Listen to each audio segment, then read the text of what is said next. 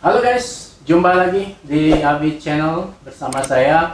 Dan kebetulan hari ini gue lagi di rumahnya Bro Anton. Beliau tadinya seorang karyawan guys, cuman akhirnya memilih untuk menjadi seorang usahawan. Gimana ceritanya? Tonton terus channel ini.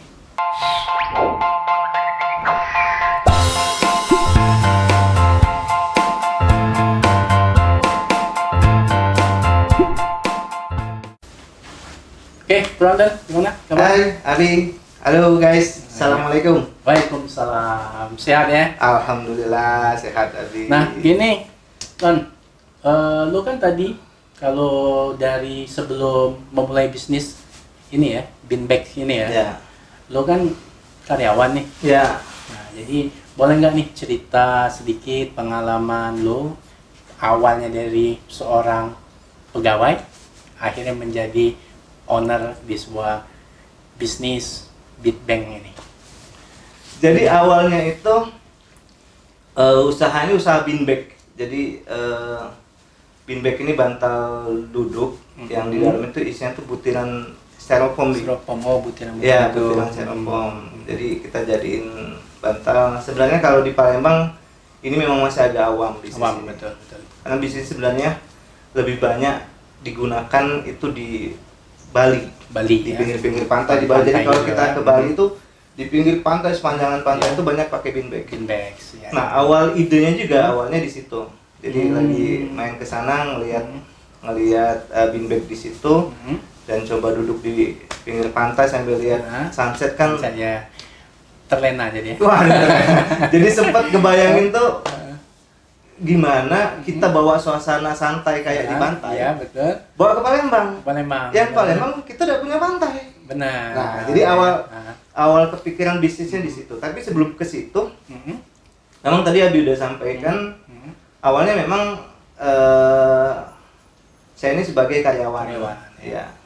Jadi sebagai karyawan di hampir 5 perusahaan, kurang lebih 10 tahun lagi. 10 tahun Ya. sudah lama ya. Ya, 10 tahun dan akhirnya memutuskan buat resign dan mengambil langkah lain, jalan lain.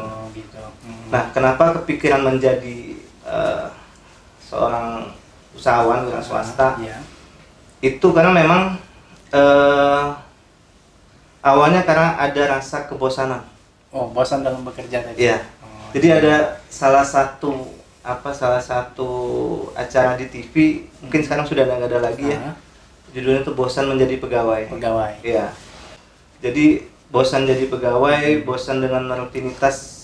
Karena kan kalau karyawan tuh kan rutinitas kan kita sudah begitu sudah menjalani cukup lama kita udah paham lah. Paham, betul. Rutinitasnya pada akhirnya muternya di situ juga. Di situ benar. Dari pagi sampai sore. Pagi sampai itu, sore. Itu udah fix. Iya, kan? belum lagi ditambahkan ada pressure dari atasan, iya, tekan-tekanan benar, dan lain segala iya. macam kan. Nah, sempat kepikiran waktu itu karena dunia marketing misalnya, Iya. kita di pressure sama atasan buat menuhin target tertentu. Iya, benar. Begitu sampai target tertentu, kita dapat apa? Ya, nggak dapat bonus. Dapat. Ah. Tapi kan misalnya nih, kita kejar target di angka 1000 misalnya. Oke, ya. Dan 1000 itu kita hanya dapat 0,001% misalnya. Ya, betul. Nah, saya tuh kepikiran waktu itu angka baiknya kalau saya kejar angka 1000, tapi 1000 ini punya saya perusahaan. Oh, betul. Nah, jadi awalnya sih di situ. Kepikiran buat coba-coba usaha. Sebelum memutuskan buat berhenti dari sebagai karyawan. Sudah mulai dulu usaha-usaha, Bi. Oh, udah jalan dulu. Sudah yang jalan penting, dulu, tapi bukan usaha yang udah settle saat ini. Oh, sebelumnya apa? Usaha Sebelumnya itu? saya tuh di clothing. Oh, clothing. Ya, sempat main di clothing. Jadi sempat juga kan dulu kerja di radio. Ya, di radio yang pusatnya ada di Bandung. Dengan kita tahu kan Bandung memang sebagai pusat ya fashion lah kan. Fashion Buat- barometer ya. ya. Jadi dapat link di situ, ngambil baju di situ jual di Palembang. Iya. Terus juga sempat sambil nyambi karyawan juga sempat sama teman buka perusahaan kecil-kecilan Kecilan. bergerak di bidang event organizer. Mhm. Nah, sebelum sudah jalan, Udah jalan ya? sudah jalan. Mhm. Tapi memang karena memang di dalam dunia usaha itu saya sepakati adalah kunci utama adalah fokus. Fokus, betul. Fokus. Benar. Jadi kalau kita tidak fokus menjalankan usaha, Benar. maka usahanya pun jadi tidak fokus. Udah fokus. Jadi agak tersendat-sendat ya, Agak ya, tersendat-sendat. kan? Jadi memang dibutuhkan, memang fokus memang dibutuhkan buat usaha. Nah, jadi balik lagi di tahun 2014 mutusin buat berhenti sebagai karyawan. Nah, bro, kalau lo jadi karyawan, kan kalau pendapatan income kan udah pasti dong. Sebulan lo umpama nih, katakanlah gaji lo 10 juta, udah pasti. Lo nggak usah banyak mikirin yang lain-lain, pokoknya dari jam sekian selesai tugas, sebulan dapat gaji sekian. Kalau jadi seorang usahawan, itu kan naik turun tuh. Bisa aja di bawah atau nggak dapet sama sekali. Ya. Nah, kok akhirnya lo nekat aja, pokoknya gue keluar. Yang lain urusan lain, gitu. Oke. Jadi sebenarnya bukan nekat, Bi. Tapi lebih dengan analogi berpikir begini. Jadi kalau kita benar, saya sepakat bahwa kalau kita menjadi karyawan, kita kan punya pendapatan yang dalam tanda kutip itu sudah angka pasti. Yang tadi misalnya kita dapat fix income ya. Misalnya kita dapat gaji 10 juta. Kita kerja 24 jam. Kita mikirin perusahaan sepanjang hari. Ya. Gaji kita ya 10 juta. Betul. Nah, memang benar kalau bisa kita turun sebagai wirausahawan, peluang kita mendapatkan di atas 10 juta ada. Ada, ya. Dan ada juga peluang untuk tidak mendapatkan sama sekali. Ya. Atau di bawah 10 juta 10 pun juta. ada. Nah, tapi kan kita fokusnya bagaimana cara mendapatkan income itu, jadinya kan nilainya tidak terbatas kalau misalnya kita sebagai pengusaha kan. Betul. Kita bisa dapat 10 kalinya 10 juta. Ya. Tinggal kalau kita fokus di Iya. usaha yang kita jalankan ya. Kita misal pendapatan kita pun sama 10 juta Ya. dalam 1 bulan kita bekerja. Tapi kita bisa mendapatkan 10 juta dari wirausaha mungkin hanya dalam waktu 3 hari, 4 hari. Betul. Bisa kan? Jadi lebih ke peluang bahwa kita dikasih sama Tuhan itu kan kemampuan yang luar biasa seluruh organ tubuh kita. Betul. Berpikiran segala macam. Dulu dapat kata-kata dari teman saya. Katanya, lu mau dengan kemampuan yang dikasih Tuhan sama kita, pendapat lu dibatasin segitu. Gitu. Dia bilang gitu. Iya. Dan itu masuk waktu itu. Wih, benar juga ya. Kita punya kemampuan berpikir yang luar biasa. Kita punya kemampuan negosiasi segala macam. Itu kan semua datangnya kan pemberian dari Tuhan. Tuhan, betul. Ya, setelah itu kita pelajari untuk lebih mendalamin. Iya. Iya juga, masa kita mau dihargai dengan nilai yang fix setiap bulan. Fix, betul. Jadi kita bisa tetap men-challenge diri kita bahwa nilai kita tuh bukan segitu. Nilai Bisa kita tuh naik. Bisa jauh di atas. lipat-lipat. Iya. Betul. Mungkin itu sih. Oh, jadi disitulah akhirnya udahlah, gue harus memilih menjadi usahawan. Jadi hingga sampai sekarang lah ya. iya, waktu itu berkeyakinan bahwa kalau kita, contohnya gini sih, waktu itu teman juga, makanya itu juga penting sebagai pebisnis itu berkumpul sama teman-teman yang satu channel bisnis. Oh ya. Dengan pebisnis yang lain juga. Yang lain, ya. Karena obrolannya bakal nyambung. Karena bakal susah ketemu obrolan antara pebisnis sama karyawan. Nggak akan nyambung. Nggak nyambung. Ya, Yang karyawan cerita apa, kita cerita apa, cerita itu nggak apa, bakal benar, nyambung. nggak Makanya nyambung. penting juga kita berkomunitas dalam bisnis. Jadi kita dapat inputan kan. Ya. Jadi dapat waktu itu adalah simple. Menganalogikan itu cicak. Cicak tuh makannya apa? Ya. Cicak kan makannya serangga. Serangga Tuh terbang. Cicak merayap. Tapi kita belum pernah lihat ada cicak itu yang mati kelaparan karena nggak dapat makan, Bi. Betul. Padahal dia merayap doang. Benar. Makanan dia terbang. Benar. Tapi kita tidak pernah melihat sampai hari ini, sampai detik ini saya belum pernah melihat ada cicak lagi merayap jatuh karena kelaparan. Betul juga, betul. Itu analogi cicak. Apalagi jadi kita. itu pasti ada ya. Pasti Yang penting ada. Usaha terus gitu. Tinggal ya. usahanya kan. Betul. Jadi jangan takut bahwa untuk memulai apapun itu selagi memang tidak melanggar norma-norma agama, hukum, Iya, benar. ya kita jalanin dulu, Bi. Iya. Masalah rezeki itu sudah ada yang atur lah. Ya benar sih bro, yang lo bilang tadi, kalau kita ngobrol, kita sesama pengusaha nih, satu karyawan, memang nggak nyambung. Saya juga pernah ada pengalaman juga kan, teman karyawan, ya dia kalau mau bikin ke bisnis, dia bingung. Gue bingung nih, nanti kalau gue keluar dari sini, terus nggak jalan, waduh, Mau makan apa? mau makan apa gue bro? Cuman menurut saran saya kemarin tuh ya lo jalanin dulu bisnis yang ini, nanti kalau mantep itu. Nah kalau menurut bro gimana? Iya. Kalau untuk ngadepin yang kayak gitu tadi ya, Iya. maksud saya.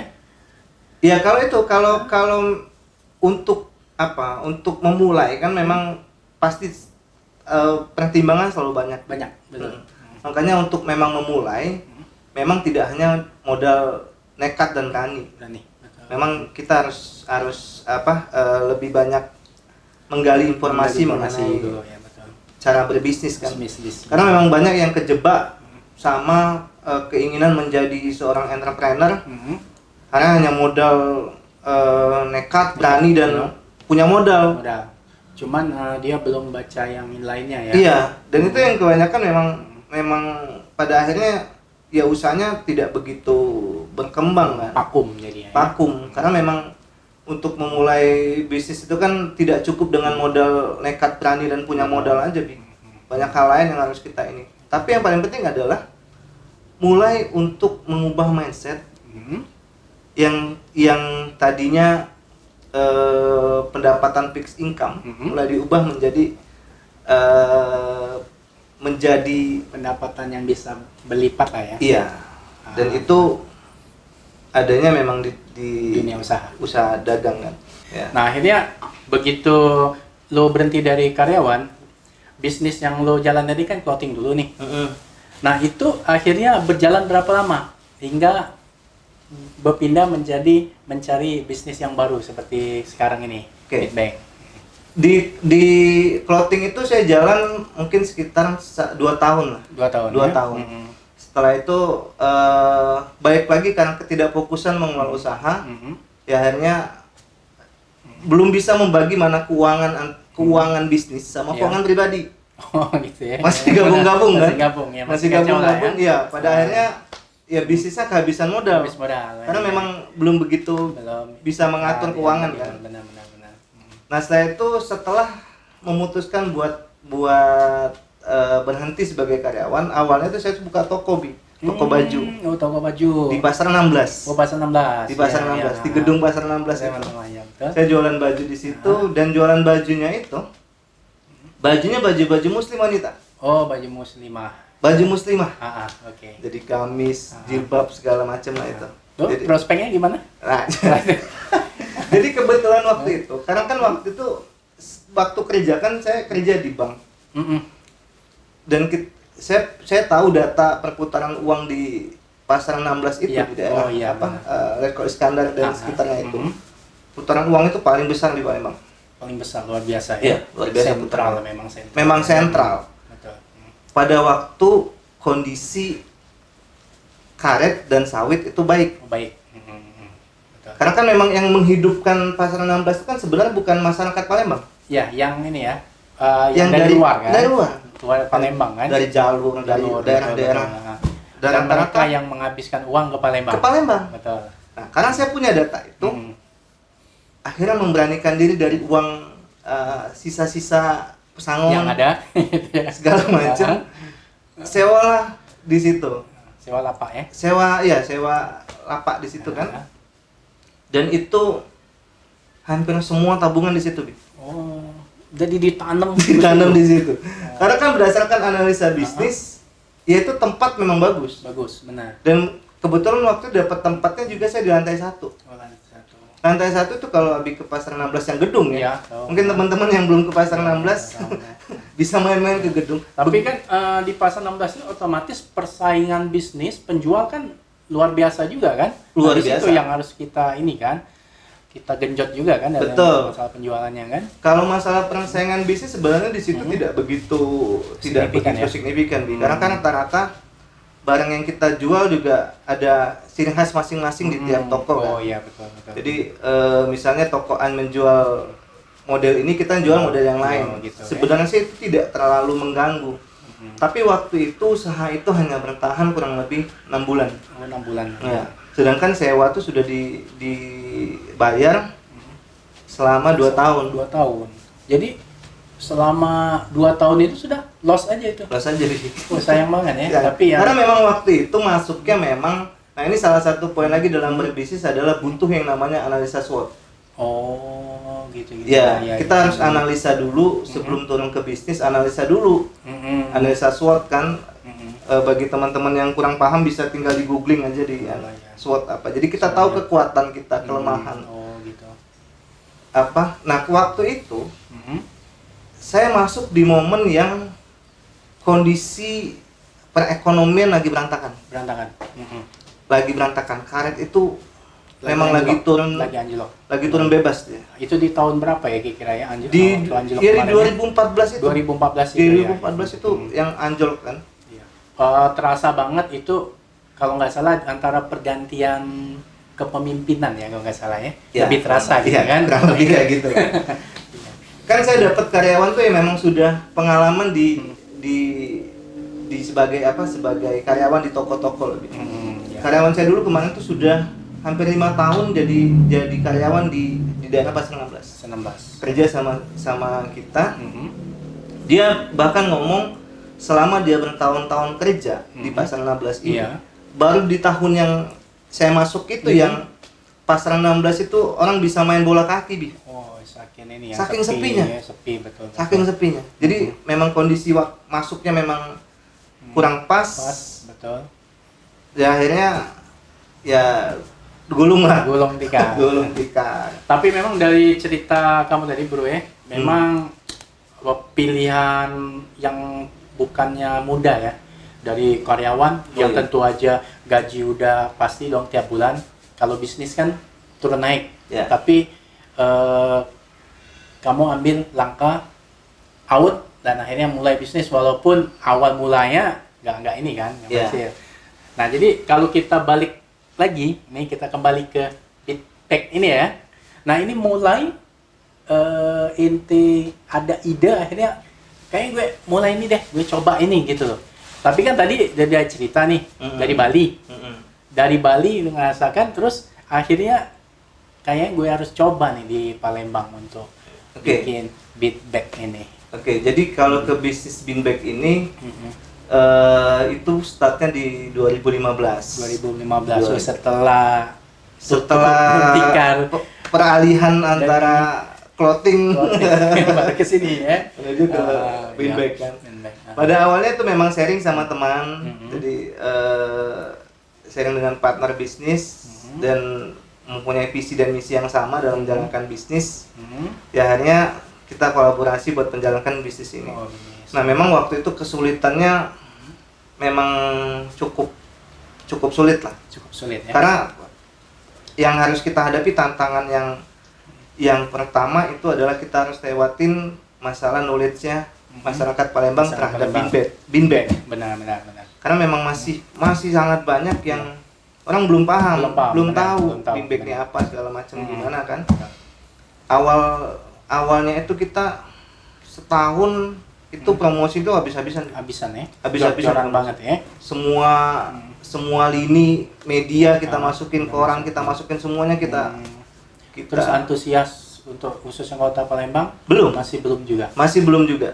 Jadi setahun sampai 2 tahun awal usaha memang trafficnya memang masih sangat slow. Masih sangat slow. Jadi memang butuh komitmen dan fokus yang luar biasa buat menaikkan. Karena kan kalau dalam bisnis ini kan saya menciptakan pasar, Bi.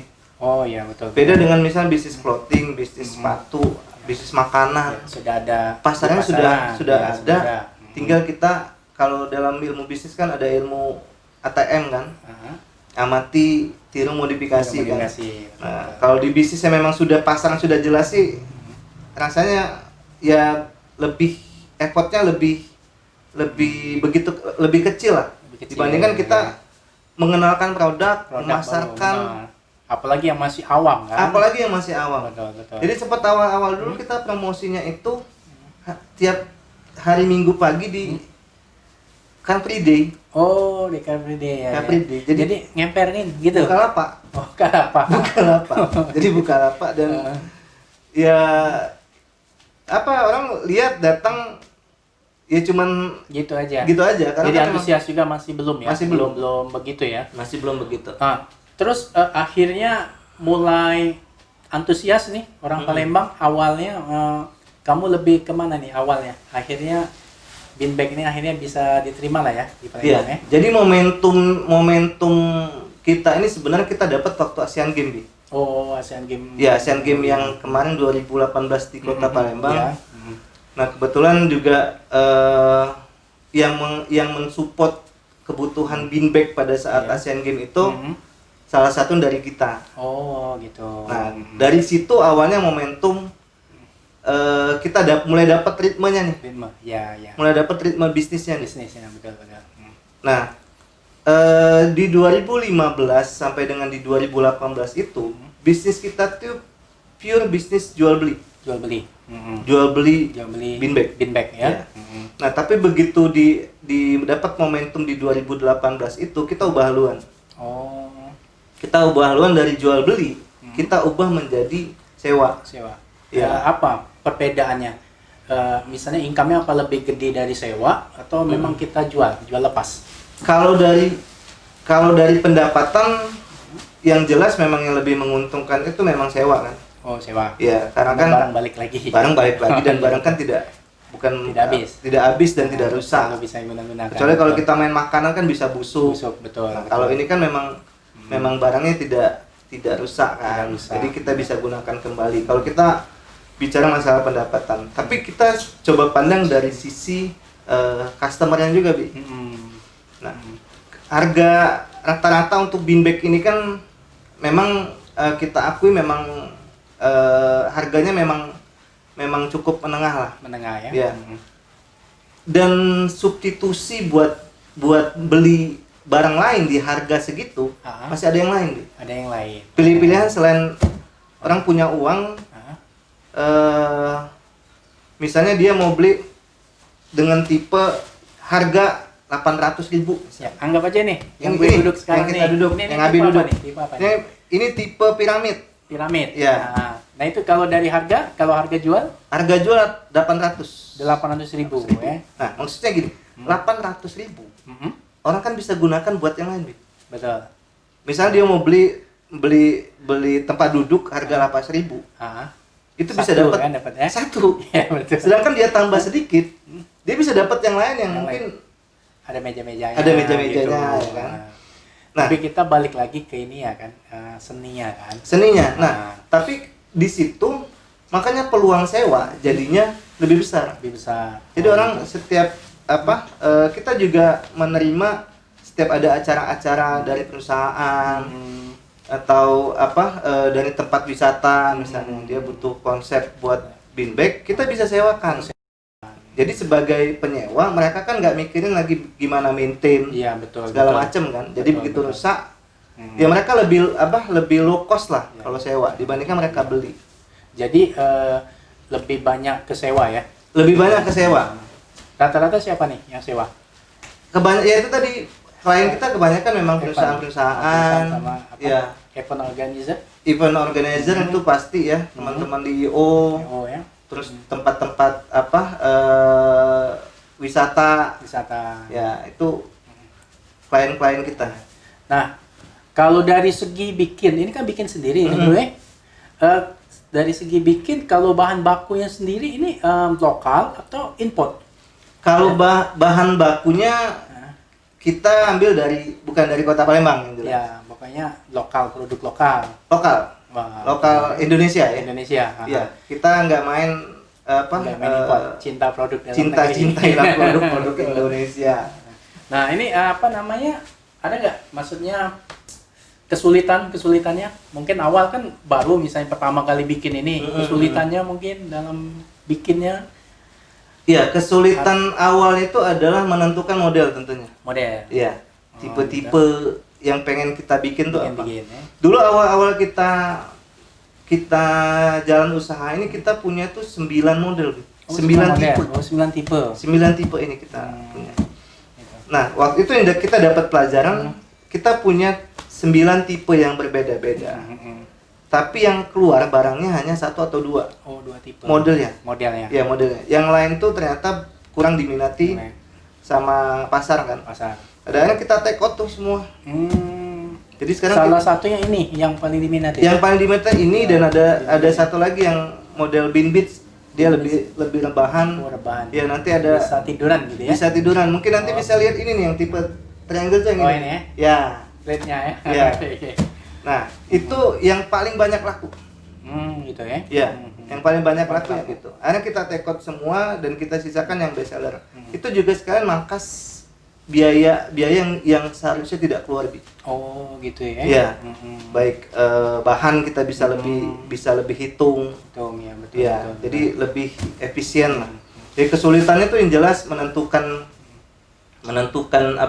tipe yang pengen kita jual. Yang kedua yang saya cerita di awal tadi masalah promosinya ya. Masalah promosi, masalah edukasi mengedukasi benar. produk ini. Sekarang gimana nih prospek untuk Kota Palembang sendiri untuk customer sudah mulai banyak nggak? Kalau sekarang ya alhamdulillah 2 tahun ini tren kita sangat positif ya. Sangat positif.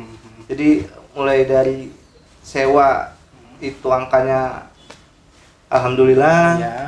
Yang penjualan pun alhamdulillah sudah mulai meningkat. Apalagi ditambah di masa-masa pandemi saat ini. Oh ya. Nah, kalau untuk pembeli kebanyakan lokal atau ada juga yang dari luar kota? Kalau pembeli kita untuk saat ini memang 70% memang masih di Palembang. Warga Palembang. Sisanya itu mulai dari luar kota. Baik baik masih di Sumsel maupun sudah luar Sumsel. Lampung, Jambi itu biasanya ambilnya di kita. Oh, ambil kita. Jadi misalnya dari Lampung, Jambi, ini kan disewain juga. Ada orang Lampung, Jambi sewa. Ada. Jadi ini setahu saya ya. Di Lampung dan Jambi itu belum ada memang produsen bean bag. Gitu ya. Ya, jadi pasaran kita sudah mulai ke situ juga. Ya. Ditambah lagi kan sekarang untuk misalnya ke kota Bandar Lampung kan, dari Tanjung Karang kan sudah ada akses tol kan. Tol, betul. Jadi itu lebih cepat. Lebih cepat ya. Ya, dan lebih ya secara biaya sih sebenarnya kurang lebih sama lah. Sama ya. Tapi biaya waktunya tempuh yang kita benar-benar. Jadi ada cost untuk itu juga ya. Iya. Perjalanan itu ya. Iya. Nah, sekarang ini Bro ya. Kan kita kan lagi Covid nih, Covid-19. Kita bicara dari segi bisnis ya, sebagai usahawan, apa yang dirasain sejak mulai Covid langsung? Oke, kalau dari yang segi bisnis ya, gitu ya. Dari segi bisnis, kalau yang kita rasakan di bisnis bean bag ini, itu mulai sangat terasa tuh di Maret. Oh, di bulan Maret tadi. Di bulan Maret itu semuanya benar-benar memang sudah lockdown benar ya. Benar-benar lockdown. Jadi kita sebagai pebisnis memang dikasih pilihan antara menerima kenyataan atau bertahan. Atau kita bertahan dengan strategi yang lain. Betul. Nah, kita dengan tim sepakat buat kita mengambil langkah kedua. Kita mencoba bertahan menyesuaikan dengan kondisi tapi tetap berjuang. Iya. Jadi di masa pandemi ini memang tantangannya memang dituntut kita sebagai pengusaha memang harus lebih keras. Betul. Untuk tetap survive di masa sekarang kan. Betul. Nah, memang akhirnya bisnis kita tuh kita fokusnya kita putar ya. Yang saya cerita tadi kan kita lebih banyak ke sewa. Begitu masa pandemi karena semua acara-acara yang sifatnya mengumpulkan massa sudah pasti tidak diperbolehkan. Maka kita fokusnya ke penjualan. Jadi mulai Maret tadi kita udah fokus di penjualan dan alhamdulillah ya hasilnya positif. Lumayan positif lah, masih ada lah ya. Iya. Oke guys, tadi kita udah banyak cerita ya tentang Bro Anton. Jadi banyak cerita tentang mulai bisnis. Memang kayak apa namanya, mutu di toko sebelah, mulai aja dulu gitu kan. Mulai aja dulu. Nah bro, mungkin nanti siapa tahu ada teman-teman kita yang mau memulai usaha, yang menjadi entrepreneur muda seperti lu sekarang, ya mungkin masih mundur, maju, terlalu banyak berpikir, gimana nih nanti gua gini-gini. Nah kira-kira nih, saran dari pengalaman lu sendiri, bisa nggak memberikan inspirasi buat mereka, atau motivasi, spirit? Oke. Ini buat teman-teman di era milenial ya. Ya, milenial. Ya. Sebenarnya di era milenial ini memang pilihan pekerjaan jauh lebih banyak sih, Bi.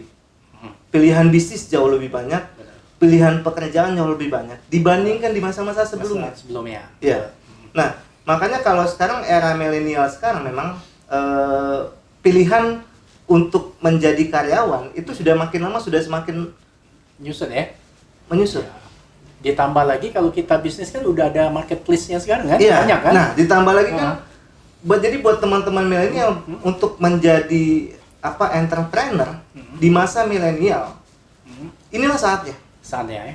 Semua opportunity itu sudah terbuka. Berarti benar kata iklan sebelah, mulai aja dulu. Mulai aja dulu. Saya sepakat dengan Itu itu. yang Mulai aja dulu. Nah, tinggal how to. Ya. Bagaimana memulainya? Mulainya. Nah, ini yang kadang menjadi apa ya?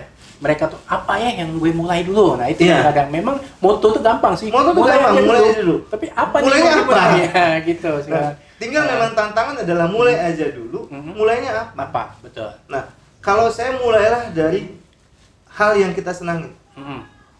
Mulailah dulu dari hal yang kita senangin. Mulai dari hobi yang kita senangin. Betul. Dan cobalah untuk memulai bisnis di situ.